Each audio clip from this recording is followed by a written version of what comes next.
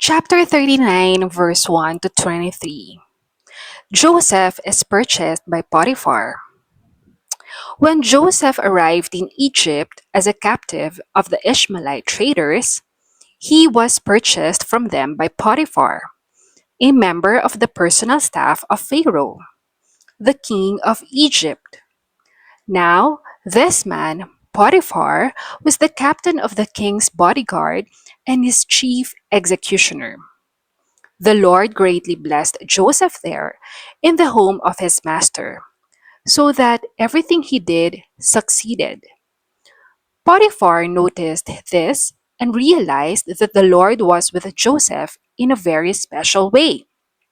So, Joseph naturally became quite a favorite with him. Soon, he was put in charge of the administration of Potiphar's household and all of his business affairs. At once, the Lord began blessing Potiphar for Joseph's sake. All his household affairs began to run smoothly. His crops flourished and his flocks multiplied. So, Potiphar gave Joseph the complete administrative responsibility over everything he owned. He hadn't a worry in the world with Joseph there, except to decide what he wanted to eat. Joseph, by the way, was a very handsome young man. Joseph in prison on a false charge. One day, at about this time, Potiphar's wife began making eyes at Joseph and suggested that he come and sleep with her. Joseph refused.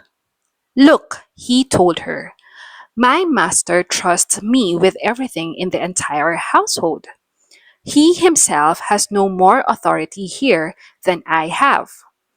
He has held back nothing from me except you yourself because you are his wife.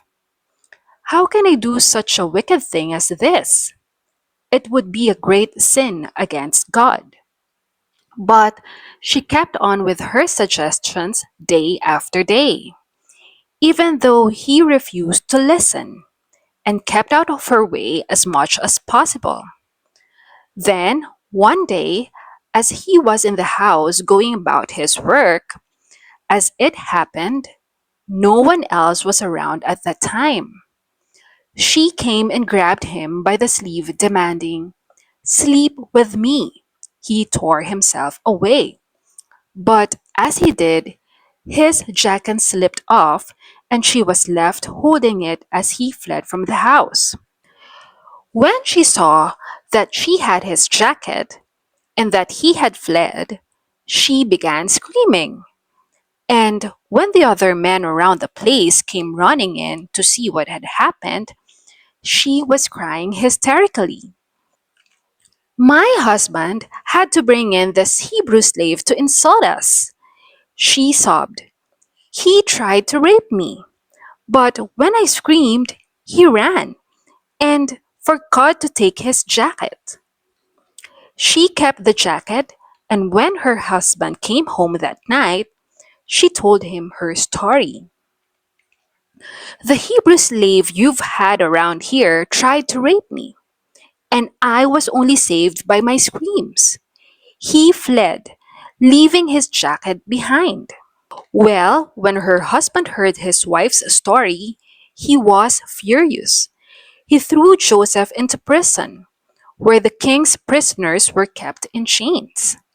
But the Lord was with Joseph there, too, and was kind to him by granting him favor with the chief jailer. In fact, the jailer soon handed over the entire prison administration to Joseph, so that all the other prisoners were responsible to him. The chief jailer had no more worries after that, for Joseph took care of everything, and the Lord was with him, so that everything ran smoothly and well. I'll leave these questions with you. Kindly share your thoughts and comment below.